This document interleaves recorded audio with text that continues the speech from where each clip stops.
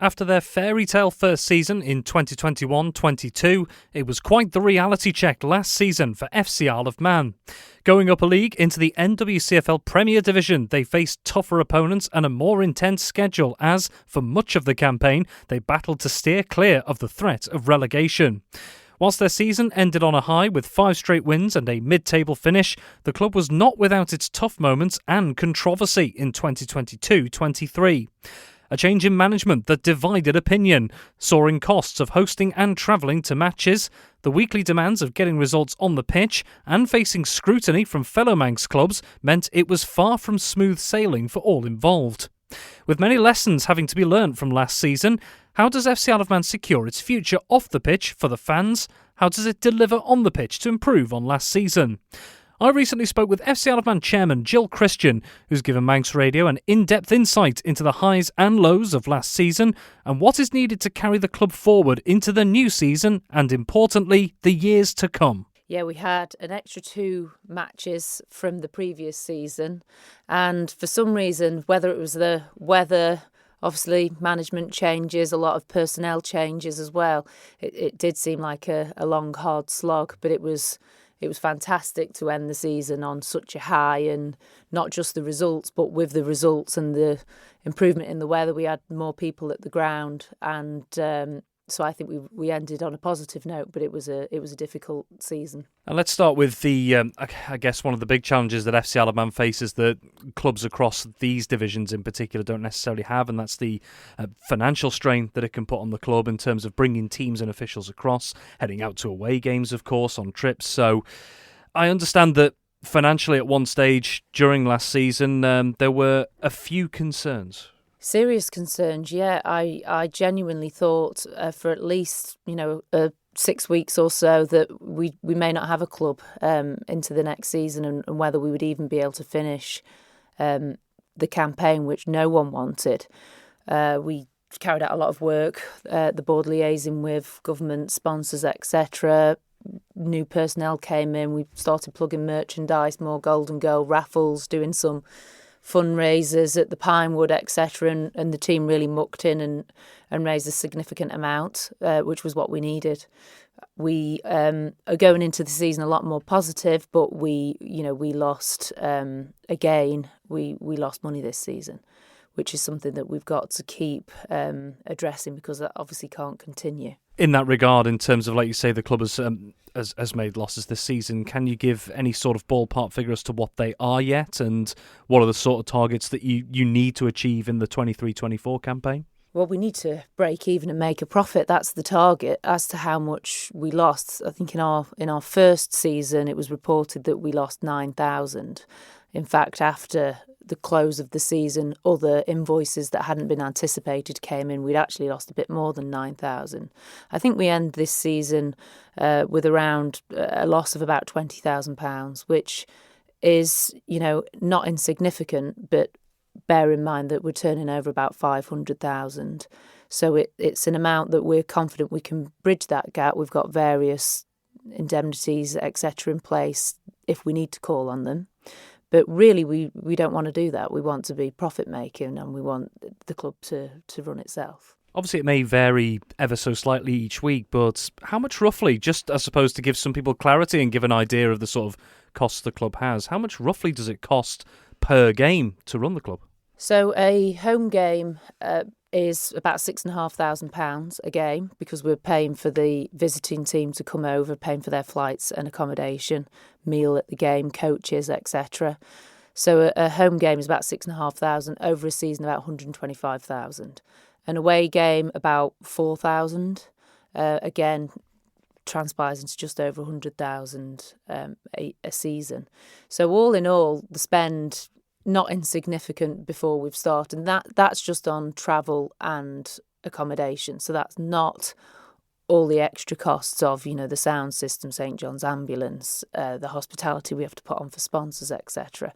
So we have to bring in around 450,000, 480,000 a year, because that is our expense. And just looking on the financial side, I suppose, towards this season, one thing that was picked up on by a couple of people in the last week is that FC Isle of Man doesn't seem to be in any cup draws this season for the likes of the Macron Cup and the FA Vars. Is that the case? And if so, what's the decision behind that? What's the reason? That is the case this season, and we hoped, certainly hope going forward that won't be the position. But because of our financial position, we really did need to take stock, cut the budget, focus on the league, and unfortunately, the cups are a casualty of that. And we've managed to get, as I believe Guernsey and Jersey have, exceptions to the league requirement to enter those cups. Looking, I suppose, just at the league campaign, like you say, that's what the club is going to focus on this season.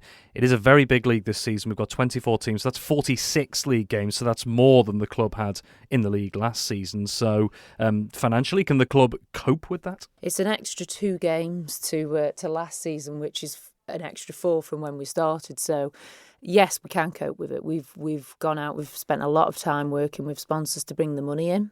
We've had a good look at our budget. We've made some cutbacks. We've got some good plans in terms of merchandise being sold at the ground, which we think will make a difference. 200 club. Looked outside the box to try and think of other ways that we can bring money in. One of the things we did at the end of the season was an end of season dinner that brought in, quite a serious amount. So we are having to work a lot harder to bring the money in, but it's reaped rewards, and as a result, we're okay. And can we cope? Absolutely. And we wouldn't be continuing if the directors and the board didn't think that we could. We're confident that the measures are now in place. But that said, that is all dependent on us getting the fans at the ground week in, week out. Our attendance on average, I think, was about 760 fans a game last season, which is still phenomenal, still sort of top 3, but down on what we thought and really what we need, about 1,000, 1,100 fans each game to break even. Now, sometimes, as we've seen, we've got the bigger games and we get more fans, but on average, we need to keep our numbers up for sure. Speaking about the fans then, there were a couple of things picked up from last season. We'll start with the ticket pricing situation. A lot of fans seem to pick up on that. I think you yourself put out in a statement quite a few months back earlier in the campaign that sort of said, we hold our hands up, we maybe didn't quite get this right. So what's been done this season to try and draw more fans in, make it more viable for people to come to the game? I think one of the concerns last season was that members and season tickets didn't necessarily get value for money. And I think that's where we didn't quite get the prices right. And we've addressed that by giving the maximum increase that we're allowed within the league restrictions of 15% discount, but also to make sure that if you've got a season ticket, you get a number of games free and that there is a discount. Same with, we've included the membership. So we've reduced the price for the under 11 age group as well.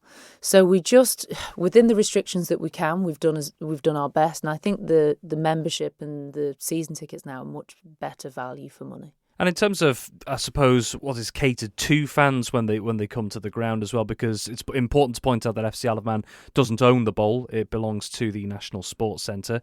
But we see some comments on social media, maybe from travelling fans who've enjoyed their time over, but maybe wondering, well, I can't seem to get a pint at the ground, or there's maybe not certain food on or things like that. So with one thing, I suppose, it was mooted that possibly FC Isle of Man or the NSC or both would look into maybe, say, an alcohol licence. Is that a possibility that's still being looked at, or is that not the case? Definitely something that's being looked at. Definitely something that I'm very, very keen to do. There's various discussions that need to take place and consents to be given before we can take that forward. I suspect what will happen if we are fortunate enough to get the right consents that we need will be perhaps temporary licence on for some of the bigger games as a trial.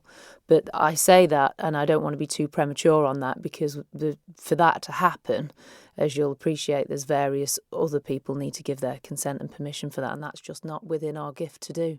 If it was, we'd have done it straight away. On the flip side of that, you look outside the ground and how much away support ends up finding itself at, say, somewhere like the Pinewood. I know the director there, Paul, we've spoken to him a few times, and he's delighted with how things have been going. And obviously the FC Isle of Man Supporters Club, that's effectively their base as well. As well as maybe wishing continued success for a local business like the Pinewood, how do you, I suppose, maybe get other businesses involved to, I suppose, attract, say, fans in and improve income at times of the year where it can be a bit difficult for some of these pubs and restaurants? One of our focuses for this season will be to give more information out to the travelling fans, for example, whether it be different places to eat, different places to drink, hotels, travel arrangements, etc. Previously, we've sort of left them to it on that. We've given them some information about the island, but I think the focus this year will be on making it a wider offering. We're already doing that to some extent, but sort of extending perhaps the bars, restaurants, etc. that we might lead them to. And on the travel side as well, people talk about this. It'll be the same for anyone travelling onto the island as well as off it around these FC Isle of Man fixtures is the cost. It can be quite expensive when you take into account, let's say, air or ferry travel and then accommodation, maybe having to hire a car to get to certain places.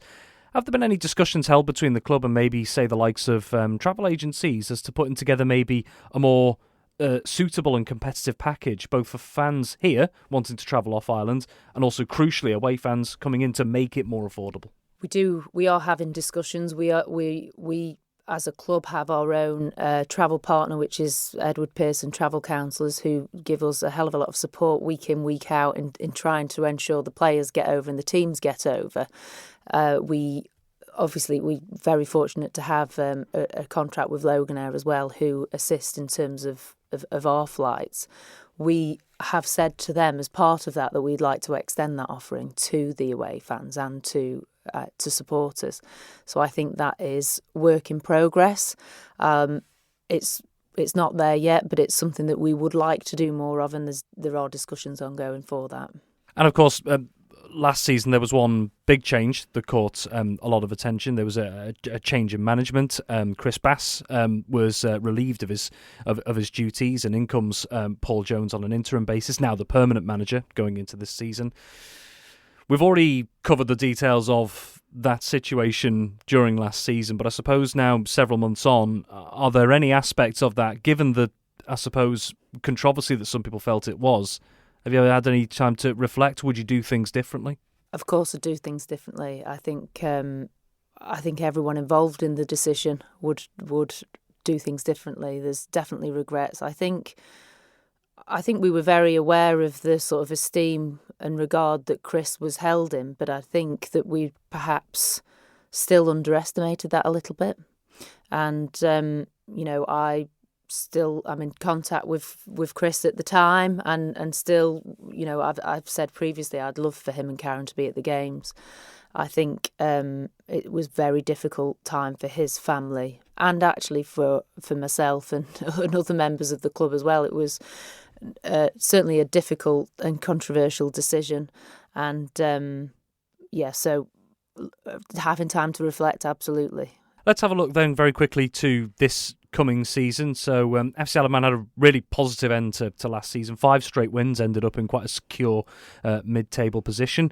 Have there been any expectations placed on the team or the club as a whole as to where it would like to be this coming campaign or come the end of the campaign? I think we're a bit more realistic now than we might have been when we started the club, and I think the expectation was, well, we'll get promoted 5 straight seasons in a run.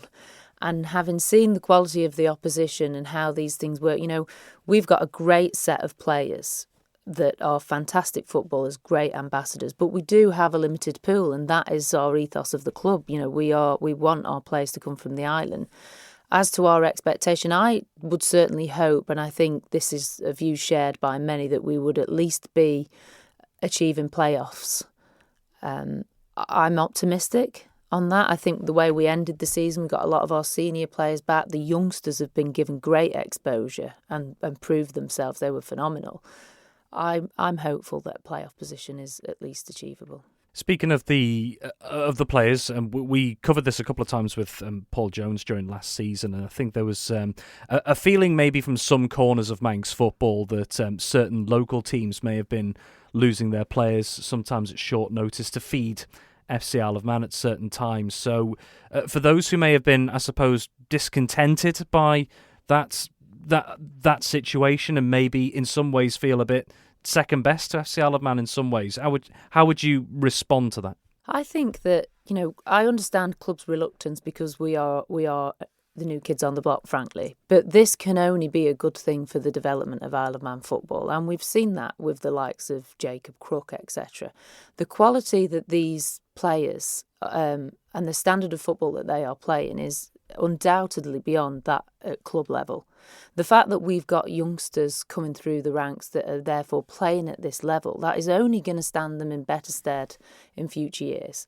And so I think it also, what is disregarded is the fact that a lot of the club players are now getting more of a chance. You've got players that might have been on the bench week in, week out for Corinthians that might now be a regular feature. So actually, and youngsters are given more of an opportunity, perhaps in the combination league. 16, 17-year-old players might be getting more of a look in because some of the more experienced ones might be on the periphery of the FC squad. I think it's a good thing for Manx football, and I think anyone with kids themselves that play football would see it as a good thing because it is extending the reach of the island and the exposure that these players are getting to better quality football. So we've covered quite a few financial sides there, I guess, but this leads me on to, I suppose, looking to not just this season coming, but the future as a whole, the big picture for the club, really. What's required, what's needed to keep FC Isle of Man going, not just for the next 1 or 2 seasons, but the next 10, 15 or 20? I think we've said that we've improved the financial position by a huge group effort and endeavour to do fundraisers, etc., which has bridged the gap on the finances.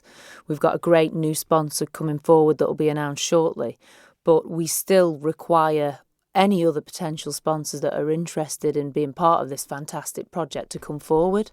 So that be it corporate sponsors, be it sort of an individual benefactor, we really do need further sponsorship because at the moment, yes, we are viable, but that is thanks to the hard work of a small group of people week in, week out. So we need to have further discussions with other sponsors, other benefactors, government. We are still not there, and we're viable, yes. We will continue into next season, but that's thanks to hard work and endeavour of bringing the money in and 2 or 3 very good sponsors. If you're asking me, would I welcome new sponsorship? Absolutely, I would. Please pick up the phone and get in touch, because I think being part of this project is a great thing for any organisation, and there's been a definite lack of response. It's difficult times for businesses at the moment, and we're asking them to put in significant amount of money, but really the sponsorship can take the form of a small donation or a larger one. But to make us viable for 5-10 years, we are going to have further discussions with other entities. Looking at, I suppose, trying to build success on the pitch as well. And I know in terms of the players and the matches, that's the responsibility of Paul in the dugout. But I suppose from your side of things, trying to see the team grow and have the, I suppose, facilities available to them, whether that's training facilities or otherwise, to continue building quality-wise, what do you think it would take in the long run? I think the Bowl's a great facility. As you've already said, it's not the facility that we own. There's definitely some ability to improve the facilities there and the offering that we give to the players and to the fans, be that sort of catering, etc., and the merchandise, licensing's another issue. The players, Paul's brought in some new coaching staff. He's got a good support there. I understand that the team are working well with him. They, as you know, did a big open training session, an open trial session, which was really well received. The last couple of seasons will give these players a very good foundation to move on into the next season. When we started out in our first season, this was entirely new. That level of football hadn't been played by those players before. I think the very fact that we've got 2 seasons behind us means that is what better a foundation of that is the experience playing at that level. Now we have a couple of years of of that standard. From your side of things again, over the last couple of years, FC Isle of Man, if you compare it to other clubs in the NWCFL, for example, FC Isle of Man still very much in its infancy, just a couple of years old compared to teams who've been around for decades, some even over 100 years. So for you, I suppose, in a relatively new position compared to others as chairperson of the club, what are the biggest lessons do you think you've learnt about your role that you can take into this season coming and beyond? I don't really know where to start on that, Rob, because I think when I took on this role, my expectations compared to today, I had it very, very wrong whether I'd have signed up to it, knowing what I know now is a whole other question. But we are in our infancy. We've made a huge splash. I think that everything we do is done very professionally. We're so well received. The other clubs love coming to the island. They love playing against us. When you're at the Bowl on a Saturday, it's brilliant. You know, the atmosphere, some say, needs work, but the fact that it's packed out with Islanders, with our kits on, our tracksuit, wearing our hats, you know, I think that's just been phenomenal. We tried to do things almost too well. We set our standards almost too high for the budget really that was feasible for us. And the main lesson that I've learned is that, you know, we of course want to do things as best we can, but we have to keep our eyes on the budget. It sounds boring. You know, the football side of it is brilliant, but football clubs are businesses these days. And to make sure that we are here in 10 years' time, we have to make sure that we cut our cloth accordingly. And I think at times we had too high expectations. And just finally to wrap things up, I guess, if there are fans listening to this, whether it's on island or off, whoever it may be, in fact, that maybe want to see the club grow, those attendances rise again, which has always been a subject of interest over the last year, to see the finances blossom around it. What would you say to them to assure them that FC Isle of Man, whatever now comes, is in the right hands with yourself and the rest of the board? I hope they see from the recent sort of press that we've put out, the season tickets, what we've done with the prices, things that we're trying to do at the ground and you know, off the pitch, that we are answering their sort of feedback and criticisms as best we can. We, as I said, we'd love to have a licensed bar at the ground, but we've just asked people to be a bit more forgiving and understanding that there's restrictions in place on that. But I think anyone that comes to the Bowl and watches us play, be it, you know, on a rainy night or a sunny night, the football that you're seeing is fantastic. And we've got a great set of players. We've got a great community feel, and everyone, I hope, will just continue to buy into that and continue to support it, so that offering is there for my children and everyone's children in years to come. Thank you for having the stamina to make it to the end of the Manx Radio Sportscast. You're clearly someone who has their eye on the ball at all times. Want to hear more about the latest sporting news across the Isle of Man and much more? Then might I recommend you take the plunge and subscribe to this series or a wide range of Manx Radio podcasts at your favourite podcast provider, so that, in a flash, all of our finest moments take a winner's place on your smartphone. Thank you.